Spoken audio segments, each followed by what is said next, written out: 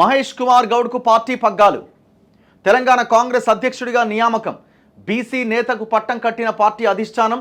DS తర్వాత నిజామాబాద్ జిల్లా నుంచి రెండో వ్యక్తి. ఎన్ఎస్యుఐ నుంచి మహేష్ కుమార్ ప్రస్థానం. పార్టీలో అంచెలంచెలుగా ఎదిగి కీలక స్థాయికి చేరిక. పార్టీ బలోపేతానికి అంకిత భావంతో కృషి చేస్తా. సో ఆయన హార్డ్ కోర్ కాంగ్రెస్ లీడర్, దాంట్లో ఏం డౌట్ లేదు. ముందు నుంచి దాదాపు ఒక 30-40 ఏళ్ళుగా కాంగ్రెస్ కోసమే పనిచేస్తున్నారు. ఎన్ఎస్యుఐ నుంచి, యువజన కాంగ్రెస్ నుంచి పార్టీలో సో చాలా క్రియాశీలక పాత్ర ఆయన పోషించిండు. ఆయన ఏమీ క్యాపబుల్ కాని పర్సన్ కాదు, లేకపోతే ఆయన ఏమీ తీసిపడేయాల్సిన పర్సన్ అసలే కాదు. సో కాకపోతే ఇక్కడ చర్చ జరిగింది ఎవరెవరికి మధ్య పోటీ అన్నప్పుడు మధు యాష్కి, మహేష్ కుమార్ గౌడ్, బలరాం నాయక్, గిరిజనులకు ఇస్తే ఒకవేళ ట్రైబల్కి ఇస్తే, లేదు ఎస్సీకి ఇస్తే సంపత్ కుమార్, లేదు అడ్లూరి లక్ష్మణ్ కుమార్, ఇట్లా కొన్ని పేర్ల మీద డిస్కషన్ జరిగింది.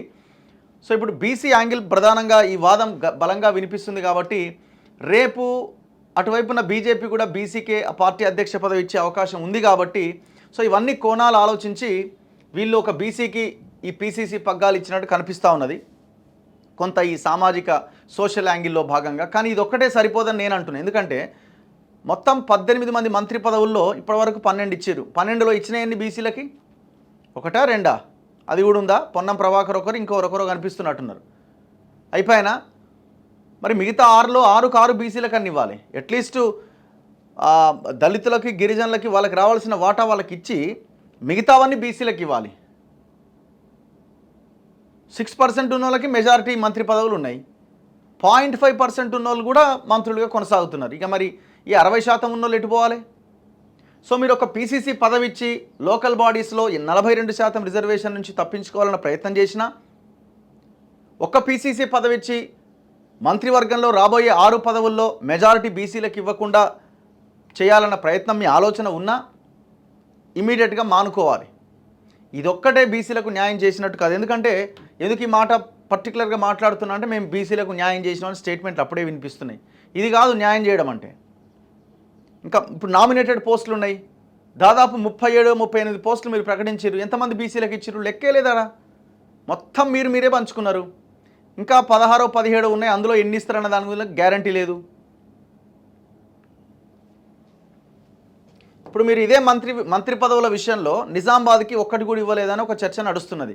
అక్కడ ఎవరికి ఇస్తున్నారు? అయితే మరి బీసీ ఉన్నారా అంటే బీసీ లేరు. సరే, సుదర్శన్ రెడ్డి పేరు వినిపిస్తున్నది. మరి ఆల్రెడీ నిజామాబాద్ నుంచి ఈయన మహేష్ కుమార్ గౌడ్ ఎమ్మెల్సీగా ఉన్నాడు, దట్టు పీసీసీ నిజామాబాదే. సో నిజామాబాద్కి మరి ఆల్రెడీ పార్టీ పెద్ద పదవి ఇచ్చారు కదా, వేరే జిల్లాకి అండ్ ఇంకొక బీసీకి ఇస్తారా? ఈ ఈక్వేషన్ బీసీలకు ఇచ్చినప్పుడు వర్కౌట్ చేస్తారు వేరే వాళ్ళకి ఇవ్వడానికి.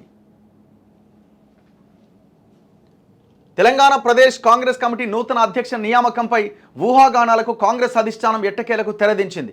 అందరూ ఊహించినట్లుగానే బీసీ నేతకే పట్టం కట్టింది. టీపీసీసీకి కొత్త అధ్యక్షుడిగా బొమ్మ మహేష్ కుమార్ గౌడ్ను నియమిస్తూ నిర్ణయం తీసుకుంది. ప్రస్తుతం టీపీసీసీ వర్కింగ్ ప్రెసిడెంట్గా వ్యవహరిస్తున్న మహేష్ కుమార్ గౌడ్కు సారథ్య బాధ్యతలు అప్పగిస్తూ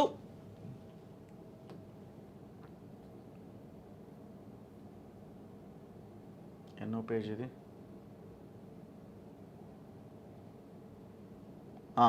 ఏఐసీసీ అధ్యక్షుడు ఖర్గే నిర్ణయం తీసుకున్నారని, ఈ నియామకం వెంటనే అమల్లోకి వస్తుందని పార్టీ సంస్థాగత వ్యవహారాల ప్రధాన కార్యదర్శి కేసీ వేణుగోపాల్ ప్రకటించారు. ఇంతకాలం పీసీసీ అధ్యక్షుడిగా ముఖ్యమంత్రి రేవంత్ రెడ్డి అందించిన సేవలను పార్టీ ప్రశంసిస్తోందని ఆయన పేర్కొన్నారు. అయితే తెలుగు రాష్ట్రాల్లో గౌడ సామాజిక వర్గం నుంచి ఎంపికైన తొలి పీసీసీ అధ్యక్షుడిగా మహేష్ కుమార్ గౌడ్ నిలిచారు. అలాగే టీపీసీసీకి 4వ అధ్యక్షుడిగా నియమితులయ్యారు. ప్రస్తుతం ఎమ్మెల్సీగా ఉన్న మహేష్ కుమార్ గౌడ్ 3 ఏళ్లుగా టీపీసీసీ వర్కింగ్ ప్రెసిడెంట్గా పార్టీ సంస్థాగత వ్యవహారాలు చూస్తున్నారు. అయితే పీసీసీ అధ్యక్షుడిగా రేవంత్ రెడ్డి పదవీకాలం పూర్తయిన దగ్గర నుంచి నూతన అధ్యక్ష నియామకంపై అధిష్టానం కసరత్తు ముమ్మరం చేసింది. రెడ్డి సామాజిక వర్గానికి సీఎం పదవి ఉన్న నేపథ్యంలో టీపీసీసీ అధ్యక్ష పదవిని బీసీ కేటాయించాలంటూ ఆ వర్గానికి చెందిన పలువురు నేతలు అధిష్టానంపై ఒత్తిడి తెచ్చారు. అలాగే ఎస్సీ ఎస్టీ నేతలు కూడా తమ సామాజిక వర్గాలకు కేటాయించాలని హైకమాండ్ను అడిగారు. అన్ని వర్గాల నుంచి డిమాండ్లు వచ్చినా కాంగ్రెస్ ముఖ్యులతో అధిష్టానం ప్రాథమికంగా చర్చించినప్పుడు బీసీ నుంచి మహేష్ కుమార్ గౌడ్, మధు యాష్కి గౌడ్, పొన్నం ప్రభాకర్, సురేష్ షెట్కార్, అంజన్ కుమార్ యాదవ్, ఎస్సీ సామాజిక వర్గం నుంచి సంపత్ కుమార్, లక్ష్మణ్ కుమార్, ఎస్టీ నుంచి సీతక్క, బలరాం నాయక్, బ్రాహ్మణ సామాజిక వర్గం నుంచి శ్రీధర్ బాబు పేర్లు ప్రతిపాదనలోకి వచ్చాయి. అధిష్టానంతో పలుమార్లు భేటీ అయిన రేవంత్ రెడ్డి, డిప్యూటీ సీఎం భట్టి, ఉత్తమ్ కుమార్ రెడ్డి ఒకవైపు సామాజిక వర్గాల వారీగా ప్రతిపాదిత పేర్లపైన చర్చిస్తూనే మరోవైపు ఏ సామాజిక వర్గం నుంచి నూతన చీఫ్ను ఎంపిక చేయాలి అన్న దానిపైన చర్చలు జరిపారు. ఎస్సీ వర్గీకరణపై సుప్రీంకోర్టు తీర్పు నేపథ్యంలో ఎస్సీ మాదిగకి ఇవ్వాలి అన్న ప్రతిపాదనపైన చర్చ నడిచిన ప్రస్తుత పరిస్థితుల్లో వివాదాలకు తావివ్వకూడదన్న ఉద్దేశంతో దాన్ని పక్కన పెట్టారు. రాష్ట్రంలో అత్యధిక జనాభా బీసీలే అయినందున ఈ వర్గం నుంచే ఎంపిక చేస్తే బాగుంటుంది అన్న అభిప్రాయం అధిష్టానం పెద్దలు వ్యక్తం చేశారు. అయితే ఎస్టీలకు టీపీసీసీ చీఫ్ పోస్ట్ ఇస్తే దేశవ్యాప్తంగా దీని ప్రభావం ఉంటుందన్న అభిప్రాయాన్ని రేవంత్ రెడ్డి అధిష్టానం ముందు వెలిబుచ్చినట్టుగా సమాచారం. ఎంపీ బలరాం నాయక్ పేరును ఆయన సూచించినట్టుగా తెలిసింది. బీసీల్లో అయితే ఎవరికిచ్చినా పరస్పరం సహకరించుకుంటామన్న అభిప్రాయాన్ని ఆయన వ్యక్తం చేసినట్టు సమాచారం. లేదు ఆయన డైరెక్ట్గా వాళ్ళంతా మహేష్ కుమార్ గౌడ్ పేరే తెర మీదకి తీసుకొచ్చారు. ఇప్పుడు అక్కడ ఈయనకు పోటీగా బీసీలో ఉన్నది మధు యాష్కి. బేసిక్గా ఏమవుద్దంటే ముఖ్యమంత్రి నాకు అనుకూలమైన వాళ్ళు పీసీసీగా అధ్యక్షుడిగా ఉంటే పార్టీ పదవిలో ఉంటే బెటర్ అని అనుకుంటారు ఎవరైనా. సో అందులో భాగంగా మధు యాష్కి మహేష్ కుమార్ గౌడ్లో ఎవరుని రేవంత్ ఎంపిక చేస్తాడు? ఇప్పుడు మధు యాష్కి గౌడ్ కొంత ఇన్ఫ్లుయెన్స్ ఉంది ఆయనకి, సీనియర్ లీడరు, రాహుల్ గాంధీ వాళ్ళ టీమ్ అండ్ సోనియాతో డైరెక్ట్ అటాచ్మెంట్ ఉంది. కాంగ్రెస్లో రేవంత్ కంటే ముందు నుంచి ఆయన ఉన్నాడు. సో అంటే ఆయన ఏదో బుల్డోజ్ చేస్తాడని ఇంకోటనో కాదు. సో రకరకాల ఈక్వేషన్స్ ఆలోచిస్తారు కదా.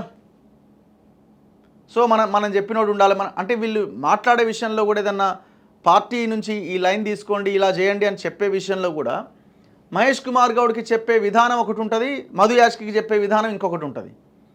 సో అందుకే నేను ఏం చెప్పినా వినేవాళ్ళు కావాలా. సో ఎవరు డైరెక్ట్గా వెళ్ళి సీనియర్లను లేకపోతే అధిష్టానంలో కలవడానికి అవకాశం లేని వాళ్ళు కావాలి. ఇట్లా రకరకాల ఈక్వేషన్స్ ఉంటాయి. అండ్ మధు యాష్కితో ఇప్పుడు నల్గొండలో ఉన్న ఈ రెడ్డి నాయకులకు ఎవరికి ఆయనకు పెద్దగా పడదు. ఎందుకంటే ఆయన గతంలో 2018లో 14లో అనుకుంటా భువనగిరి టికెట్ అడిగిండు. ఆ సమయంలో వీళ్ళు ఈ బ్రదర్స్ అంతా వీళ్ళు వ్యతిరేకించినారు. సో వాళ్ళు కూడా నాట్ ఓన్లీ రేవంత్ రెడ్డితో కాకుండా మిగతా వాళ్ళు కూడా మహేష్ కుమార్ గౌడ మధు యాష్కి అంటే వాళ్ళు మహేష్ వైపే మొగ్గు చూపుతారు. దాంట్లో ఏం డౌట్ ఉంది. సో కాబట్టి అందరికీ ఆమోదయోగ్యంగా అందుకే ఈనాడు వాళ్ళు టైటిల్ పెట్టినారు చూడండి, విధేయుడికే పీసీసీ పీఠం. తెలంగాణ కాంగ్రెస్ అధ్యక్షుడిగా మహేష్ కుమార్ గౌడ్, ఎన్ఎస్యూఐ నుంచి ఎదిగిన బీసీ నేతకు పార్టీ పగ్గాలు.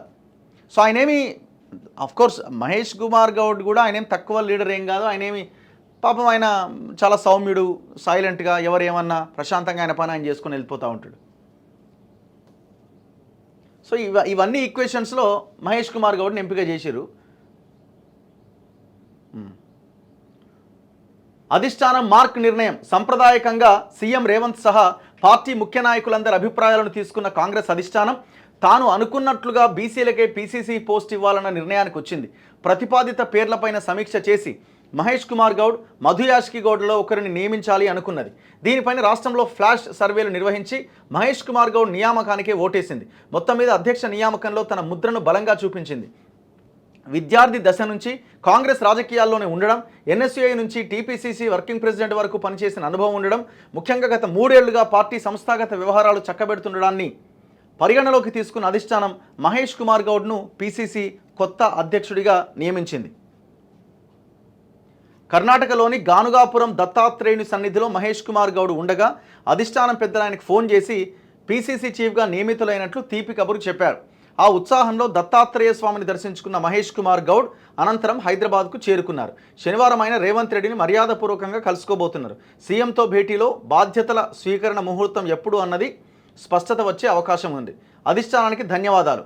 తనపైన అత్యంత నమ్మకం ఉంచి కీలకమైన పీసీసీ అధ్యక్ష బాధ్యతలు అప్పగించిన అధిష్టానానికి హృదయపూర్వకంగా ధన్యవాదాలు తెలుపుతున్నాను. సో ఆయన కొత్త అధ్యక్షుడు అన్నారనమాట, మాట్లాడిరు. మహేష్ కుమార్ గౌడ్ బయోడేటా ఏంటంటే బొమ్మ మహేష్ కుమార్ గౌడ్, ఆయన తండ్రి పేరు గంగాధర్ గౌడ్, 1966 ఫిబ్రవరి 24న ఆయన జన్మించారు. పుట్టిన ఊరు రహమత్ నగర్, ఎడ్యుకేషన్ బీకామ్, భార్య పేరు సంధ్యారాణి, కుమారులు రిత్విక్ అండ్ ప్రణవ్.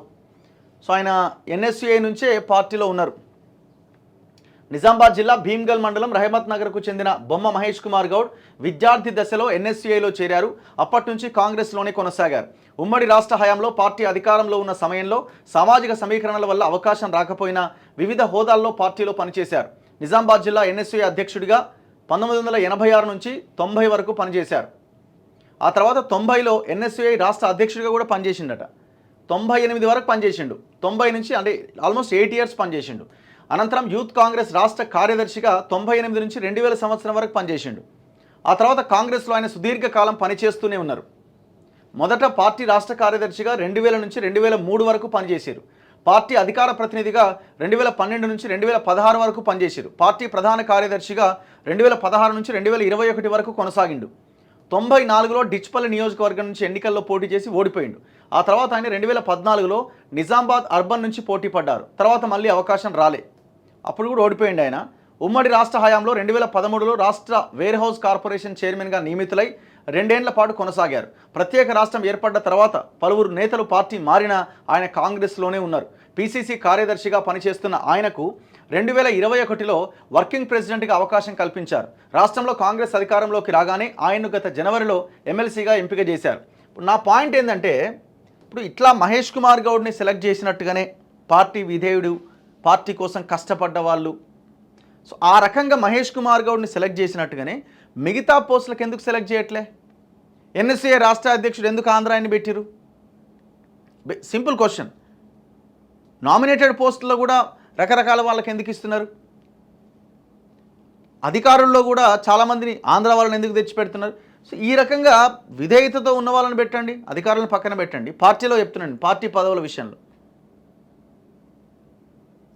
మీ చుట్టూ ఉన్న వాళ్ళని కూడా పార్టీతో అనుబంధంగా ఉన్న వాళ్ళని పెట్టుకోవచ్చు కదా.